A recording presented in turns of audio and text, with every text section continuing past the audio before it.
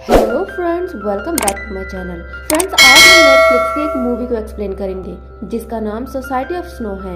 ये एक adventure thrill film है जिसकी IMDb पर रेटिंग 7.9 की है। तो चलिए कहानी की शुरुआत करते हैं। ये बात 13 अक्टूबर सन 1972 की है, जब एक टीम मैच खेलने चिल्ली जा रही है। इस फ्लाइट में 5 क्रू मेंबर्स को मिलाकर कुल 45 मेंबर्स हैं, जिनमें से कुछ पेरेंट्स भी शामिल हैं जो अपने बच्चों को सपोर्ट करने के लिए उनके साथ जा रहे हैं। इनमें से कुछ प्लेयर्स पहली बार देश से बाहर जा रहे थे, जो बहुत ज्यादा एक्साइटेड थे। अब सभी लोग फ्लाइट नंबर 571 में बैठकर उड़ान भरते हैं। तभी प्लेन एंडीज पर्वत के ऊपर से होकर गुजरता है, जो अर्जेंटीना और चिली को अलग करता है। इस दौरान प्लेन कई बार जोर जोर से हिलता है। फिर प्लेन में बैठा एक पैसेंजर एक्सप्लेन करता है कि जब अर्जेंटीनियन प्लेन्स की गर्म हवाएं पहाड़ों की ठंडी हवाओं से टकराती हैं, तो सक्शन इफेक्ट क्रिएट होता है, जो प्लेन को नीचे की तरफ खींचता है। इसी वजह से हम सीधे ना जाकर साउथ से जाते हैं। अब कुछ मील चलने के बाद अचानक प्लेन नीचे की तरफ गिरने लगता है और सभी पैसेंजर्स काफी ज्यादा डर जाते हैं। फिर पायलट्स पूरी पावर के साथ प्लेन को ऊपर उठाने की जद्दोजहद करते हैं, लेकिन पहाड़ क्रॉस होने से पहले ही वो टकरा जाता है और क्रैश होकर 2 हिस्सों में टूट जाता है, जिसके साथ पीछे बैठे कई पैसेंजर्स बाहर गिर जाते हैं। फिर प्लेन पहाड़ी से नीचे फिसलते हुए बर्फ से टकराता है और सीट्स के आपस में टकराने से कई पैसेंजर्स जख्मी हो जाते हैं, जबकि कई की तो तत्काल मौत हो जाती है। इस चीख पुकार के बीच कुछ पैसेंजर्स फंसे हुए लोगों को बाहर निकालते हैं और देखते हैं कि प्लेन में हर तरफ खून और डर का माहौल है। फिर कुछ लोग कॉकपिट में जाकर देखते हैं कि पायलट्स भी मर चुके हैं और रेडियो भी काम नहीं कर रहा। अब रात होने पर यहाँ का टेम्परेचर तेजी से डाउन होने लगता है और गिरकर -30 डिग्री तक पहुँच जाता है। शायद प्लेन क्रैश में तो इनकी जान बच गई थी, लेकिन ठंड में ये लोग सरवाइव नहीं कर पाते। अब ठंड से बचने के लिए ये लोग बैग्स और बाकी चीजों से होल्स को कवर कर देते हैं और सिमटकर एक दूसरे के पास बैठ जाते हैं। अंदर का माहौल बेहद डरावना था। जो लोग जख्मी थे वो दर्द से चिल्ला रहे थे और जो नहीं थे वो डर से। अब जैसे तैसे करके रात गुजरती है और जब सुबह होती है तो देखते हैं कि कई लोग ठंड से जमकर मर चुके हैं। फिर कुछ पैसेंजर्स बाहर आते हैं और देखते हैं कि उनके चारों तरफ सिर्फ बर्फ से ढके हुए पहाड़ हैं। अगर जल्दी कुछ नहीं किया गया तो सब के सब मारे जाएंगे। इसलिए ये लोग प्लेन के अंदर जगह बनाने के लिए सीट्स को बाहर निकाल देते हैं और जो लोग जख्मी थे उन्हें धूप में बाहर लाया जाता है। फिर इनमें से एक पैसेंजर खाने पीने की सभी चीजें इकट्ठा करता है और उन्हें एक सूटकेस में संभाल कर रखता है, क्योंकि जब तक कोई मदद नहीं आ जाती तब तक इसी खाने के सहारे जिंदा रहना होगा। इस प्लेन हादसे में अब तक 11 लोग अपनी जान गंवा चुके थे, जिनकी बॉडीज को उठाकर ये लोग दूसरी साइड रख देते हैं। तभी उन्हें ऊपर से प्लेन के गुजरने की आवाज सुनाई देती है, जो शायद यहाँ उनकी तलाश में आया था। सभी लोग मदद के लिए जोर जोर से चिल्लाने लगते हैं, लेकिन रेस्क्यू टीम उन्हें नहीं देख पाती।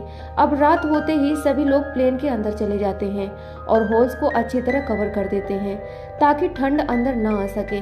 इस तरह एक और रात गुजर जाती है। अगली सुबह नंदो नाम के एक प्लेयर को होश आता है, जो अपने परिवार के साथ इस सफर पर आया था, लेकिन इस हादसे में उसकी माँ की डेथ हो चुकी थी और बहन की हालत काफी नाजुक थी।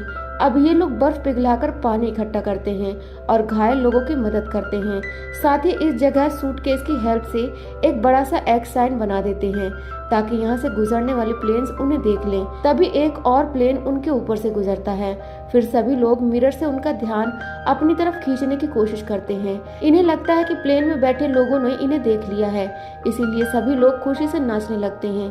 लेकिन शाम होने तक यहाँ कोई मदद नहीं आती और ये लोग उदास होकर फिर से प्लेन के अंदर चले जाते हैं। अब अगली सुबह नमा कहता है कि हमें किसी तरह रेडियो को चालू करना होगा और उन्हें बताना होगा कि हम अभी जिंदा हैं। लेकिन मुसीबत ये थी कि प्लेन की बैटरी पिछले हिस्से में थी, जो टूटकर पीछे गिर गया था। इसलिए पहले इन्हें उस बैटरी को ढूंढना होगा, जिसके बाद इनमें से 4 सर्वाइवर्स पहाड़ पर चढ़ना शुरू करते हैं। जब ये लोग थोड़ा ऊपर पहुंचते हैं तो पता चलता है कि यहाँ से उनका प्लेन दिखाई नहीं दे रहा, यानी कि अगर रेस्क्यू टीम उन्हें ढूंढने भी आई होगी तो वो उन्हें दिखे ही नहीं होंगे। तभी पहाड़ों से बर्फ टूटकर नीचे गिरने लगती है और सभी लोग वापस क्रैश साइट पर लौट जाते हैं। अब इन लोगों को यहाँ फंसे हुए 6 दिन बीत जाते हैं। साथ ही खाने पीने का सभी सामान भी खत्म हो चुका था। तभी नंदो कहता है कि मैं जिंदा रहने के लिए डेड बॉडीज भी खा सकता हूँ, क्योंकि जान बचाने के लिए हमारे पास बस यही एक रास्ता है। लेकिन सब लोग इस बात के लिए राजी नहीं होते। अब कुछ लोग भूख को कंट्रोल नहीं कर पाते, इसलिए वो सिगरेट्स और शू लेसेस को खाने लगते हैं, जिसके कारण इनमें से कुछ सर्वाइवर्स को काली पेशाब होने लगती है। अब इस जगह 27 लोग थे जो अभी जिंदा हैं, लेकिन नंदो की बहन जो कई दिनों से बेहोश थी वो सरवाइव नहीं कर पाती और 8वें दिन अपना शरीर छोड़ देती है। अब इसी तरह सरवाइव करते हुए इन्हें 21 दिन बीत जाते हैं। इस दौरान इन्हें कई बर्फीले तूफानों का सामना करना पड़ता है, लेकिन अब भूख कंट्रोल कर पाना बेहद मुश्किल हो रहा था। तभी एक पैसेंजर कहता है कि मेरे मरने के बाद तुम मेरी बॉडी को खा सकते हो ताकि सभी लोग जिंदा रह सकें। फिर कई और लोग भी ऐसा कहते हैं और बाहर पड़ी हुई बॉडीज को खाने लगते हैं। हालांकि कुछ लोग अभी भी अपनी भूख को कंट्रोल किए हुए थे। उनका मानना था कि ऐसा करना पाप है और इसके लिए हमें सजा भी हो सकती है, लेकिन भूख इतनी बढ़ गई थी कि ये लोग पागल हो रहे थे और जो लोग नहीं खा पा रहे थे वो इस उम्मीद में थे कि शायद कोई मदद आ जाए और उन्हें यहाँ से निकाल लें। तभी एक सर्वाइवर को बर्फ में दबा हुआ सूटकेस मिलता है जिसके अंदर एक रेडियो था। काफी मशक्कत करने के बाद ये लोग उसे ठीक कर लेते हैं। फिर न्यूज चैनल से इन्हें पता चलता है कि क्रैश हुए प्लेन को 10 दिनों तक ढूंढा गया और 66 रेस्क्यू ऑपरेशन किए गए, लेकिन पैसेंजर्स का कोई पता नहीं चल पाया। इसलिए अब प्लेन के मलबे को ढूंढने का काम बर्फ पिघलने के बाद किया जाएगा। यानी कि वहां की सरकार को यकीन हो गया था कि प्लेन क्रैश हादसे में सभी लोग मारे जा चुके हैं, क्योंकि एंडीज के पहाड़ों में अब तक 24 प्लेन क्रैश हुए हैं, जिनमें से अब तक कोई भी जिंदा नहीं बच पाया। ये खबर सुनते ही सबके सब बुरी तरह टूट जाते हैं और अब उनके बचने की सभी उम्मीदें खत्म हो जाती है। इसलिए मजबूरन सब लोग जिंदा रहने के लिए बॉडीज को खाने लगते हैं, सिवाय नोमा के। अब यहाँ से निकलने का बस एक ही तरीका था कि ये लोग किसी तरह प्लेन के पिछले हिस्से को ढूंढ लें जिसके अंदर बैटरी है। फिर इनमें से 4 पैसेंजर्स दोबारा तलाश शुरू करते हैं।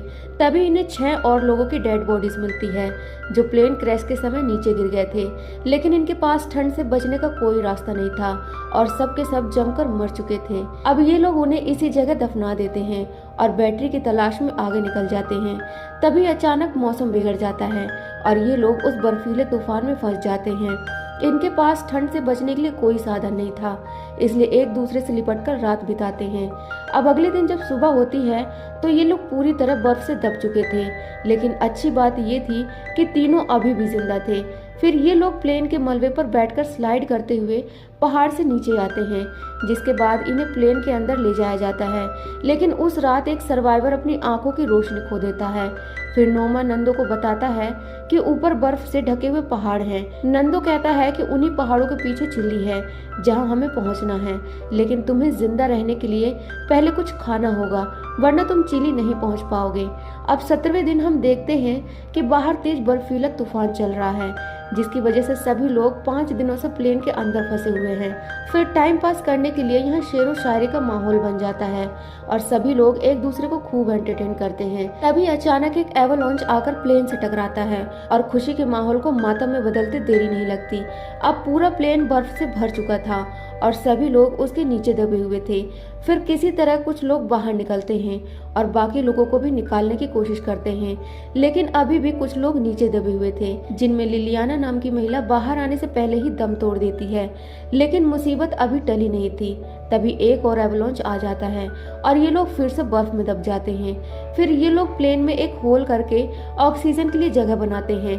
बाद में गिनती करने पर पता चलता है कि इस हादसे में उन्होंने 8 और साथियों को खो दिया है, लेकिन इन लोगों ने 6 दिनों से कुछ नहीं खाया था और भूख बर्दाश्त से बाहर हो रही थी, इसलिए ये लोग फिर से बॉडीज को खाने लगते हैं। लेकिन अब ये जानते हैं कि वो किसका मांस खा रहे हैं। इस बात से नोमा काफी परेशान हो जाता है, इसलिए वो प्लेन से बाहर निकलने की कोशिश करता है और इस कोशिश में उसका पैर जख्मी हो जाता है। अब 20वें दिन एक एक करके सभी लोग प्लेन से बाहर आते हैं और देखते हैं कि तूफान थम चुका है। सब लोग खुली हवा में सांस लेकर काफी अच्छा महसूस कर रहे थे। फिर कुछ लोग बर्फ हटाकर प्लेन को बाहर निकालने में जुट जाते हैं। नोमा देखता है कि उसके पैर पर कट लगा हुआ है, लेकिन ठंड की वजह से वो कुछ फील नहीं कर पा रहा था, जिसे वो इग्नोर करके काम में जुट जाता है। अब तेज धूप होने से बर्फ तेजी से पिघल रही थी, जिससे प्लेन को बाहर निकालने में इन लोगों को आसानी हो जाती है। लेकिन रात में सरवाइव कर पाना सभी के लिए अभी भी एक चैलेंज बना हुआ था। अब 34वें दिन एक घायल पैसेंजर की तबीयत बिगड़ने लगती है। उसके फेफड़ों में पानी भर चुका था, जिसकी वजह से वो सांस नहीं ले पा रहा था और जल्द ही उसकी मौत हो जाती है। जिसके बाद 4 सर्वाइवर्स मदद ढूंढने अर्जेंटीना की तरफ जाते हैं। इन लोगों ने ठंड से बचने के लिए काफी मोटे कपड़े पहने थे, लेकिन जल्द ही नोमा की तबीयत बिगड़ने लगती है और वो लुढ़कते हुए पहाड़ से नीचे गिरता है। फिर चेक करने पर पता चलता है कि उसके पैर में इन्फेक्शन हो गया है, जिसकी वजह से वो आगे नहीं चल पाएगा। नोमा कहता है कि तुम लोग तलाश जारी रखो, मैं अकेला ही यहाँ से वापस चला जाऊंगा। अब जब वो वापस प्लेन पर लौटता है तो देखता है कि यहाँ एक और जख्मी पैसेंजर ने दम तोड़ दिया है। फिर अगली सुबह नोमा जब जागता है तो देखता है कि कुछ लोग प्लेन के कॉकपिट से बर्फ निकाल रहे हैं और गए हुए तीनों सर्वाइवर्स भी वापस लौट आए हैं।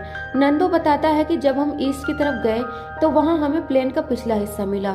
उस जगह हमें गर्म कपड़े, रम की बोतलें और चॉकलेट भी मिली। वहाँ हमें बैटरी भी मिली, लेकिन उसे यहाँ लेकर आना काफी मुश्किल था, इसलिए हम रेडियो को वहाँ लेकर जा रहे हैं ताकि वेस्ट से कांटेक्ट कर सके। अब अगली सुबह ये लोग फिर से वहाँ जाते हैं और रेडियो ठीक करने की कोशिश करते हैं, लेकिन काफी कोशिशों के बाद भी रेडियो ऑन नहीं होता। उधर नोमा का इन्फेक्शन उसकी पूरी बॉडी में फैल चुका है और वो जानता था कि उसका बच पाना पॉसिबल नहीं है, इसलिए वो खाना पीना छोड़ देता है। वहीं नंदो को उस मलबे से बहुत सारा फैब्रिक मिलता है जो वाटरप्रूफ था। अब रात होने से पहले ये लोग वापस लौट आते हैं। नंदो कहता है कि हम इसका स्लीपिंग बैग बनाएंगे जिसके साथ हम आसानी से रात गुजार सकते हैं। अब अगले दिन सभी लोग रेडियो पर न्यूज सुनते हैं जिसमें बताया जा रहा था कि 571 प्लेन को गायब हुए 58 दिन बीत चुके हैं, लेकिन अच्छी खबर ये थी कि एयरफोर्स उसे ढूंढने का काम फिर से शुरू करने वाली है। तभी कुछ लोग कहते हैं कि हम उन पर भरोसा करके बैठ नहीं सकते, इस बार भी शायद वो हमें ना ढूंढ पाए, इसलिए जैसे ही स्लीपिंग बैग तैयार होगा हम यहाँ से निकल जाएंगे। फिर ये लोग नोमा के कैमरे से कुछ पिक्चर्स क्लिक करते हैं। उस रात नोमा की हालत काफी खराब थी। वो कहता है कि मेरे मरने के बाद तुम मेरी बॉडी को खा सकते हो। जब सुबह होती है तो पता चलता है कि नोमा की मौत हो चुकी है। इन्हें उसके पास से एक लेटर मिलता है जिसमें लिखा था कि दोस्तों के लिए अपनी जान देने से बड़ा कोई प्यार नहीं होता।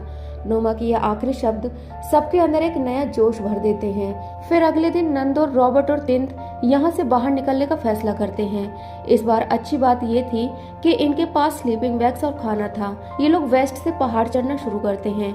नंदो का मानना था कि इस पहाड़ को क्रॉस करके वो चिली पहुंच जाएंगे। अब चढ़ते चढ़ते इन्हें शाम हो जाती है और तेज बर्फीली हवाएं चलने लगती है। फिर ये लोग बर्फ में गड्ढा खोदकर जगह बनाते हैं और पूरी रात उस स्लीपिंग बैग के अंदर गुजारते हैं। अब सुबह होते ही ये लोग फिर से चढ़ाई शुरू कर देते हैं। सबसे पहले नंदो पीक पर पहुंचता है और देखता है कि अभी उनके सामने विशाल माउंटेन रेंज है, यानी कि अभी उन्हें काफी लंबा सफर तय करना है। लेकिन इस घाटी को पार करने में उन्हें कम से कम 12 दिन लगेंगे, जबकि खाना केवल 8 दिन का बचा था। इसलिए ये लोग तिंत को वापस प्लेन पर भेज देते हैं ताकि उनका खाना ज्यादा दिन तक चल सके। अब नंदो और रॉबर्ट उन बर्फीले पहाड़ों से होते हुए आगे बढ़ते हैं और लगातार कई दिन तक चलने के बाद ये लोग घाटी तक पहुंच जाते हैं, जहां का इलाका काफी पथरीला था। तभी नंदो का जूता फट जाता है, जिसे रोवर एक कपड़े से बांध देता है। अब एक सुबह ये दोनों उस बर्फीले इलाके से निकलकर नदी के पास पहुंच जाते हैं और पेट भर के पानी पीते हैं। तभी नदी की दूसरी तरफ इन्हें एक शख्स नजर आता है जो घोड़े पर सवार था। ये लोग उससे मदद मांगते हैं। फिर वो आदमी इनकी तरफ एक कागज और पेंसिल फेंकता है, जिसके बाद नंदो उस कागज पर अपने बारे में सब कुछ लिख देता है, जिसे लेकर वो शख्स पुलिस स्टेशन जाता है और उनका ये मैसेज एयर रेस्क्यू सर्विस तक पहुंच जाता है और फिर एक नया रेस्क्यू मिशन शुरू होता है। वो घोड़े वाला आदमी नंदो और रॉबर्ट को अपने घर ले आया था, जहां ये दोनों पेट भर के खाना खाते हैं। तभी यहाँ बहुत सारे पत्रकार इनका इंटरव्यू लेने पहुंच जाते हैं और पूरी दुनिया को उनके बारे में पता चल जाता है। जब ये न्यूज़ बाकी फंसे हुए लोग सुनते हैं तो सबके सब खुशी से पागल हो जाते हैं और ऐसे सजने संवरने लगते हैं मानो किसी की बारात में जा रहे हो। फिर जल्दी हेलीकॉप्टर इन्हें लेने यहाँ पहुँच जाता है और 71वें दिन के बाद इन लोगों को वहाँ से रेस्क्यू कर लिया जाता है। हालांकि 45 में से केवल 16 लोग ही जिंदा बच पाए थे।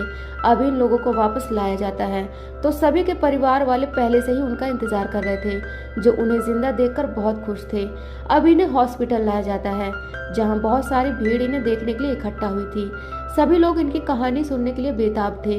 डॉक्टर भी इनके कंकाल जैसे शरीर को देखकर हैरान थे कि आखिर ये लोग जिंदा कैसे हैं। बेशक दुनिया की नजरों में ये लोग हीरो बन चुके थे, लेकिन अंदर से सबके सब टूटे हुए थे। बार बार खुद से बस यही सवाल पूछ रहे थे कि वो सब वापस क्यों नहीं लौटे। इन लोगों को अकेलापन इतना सता रहा था कि हॉस्पिटल में भी सब लोग एक साथ रहते हैं। और इसी दृश्य के साथ ये कहानी एंड हो जाती है। तो दोस्तों ये थी कहानी society of the snow movie की, जो जरूर आपको पसंद आई होगी। बाकी आप कमेंट करके जरूर बताइए कि आपको ये कहानी कैसी लगी। और आपसे एक रिक्वेस्ट है कि जाते जाते वीडियो को लाइक जरूर करें। फिर मिलते हैं नेक्स्ट वीडियो में, तब तक के लिए टेक केयर, बाय।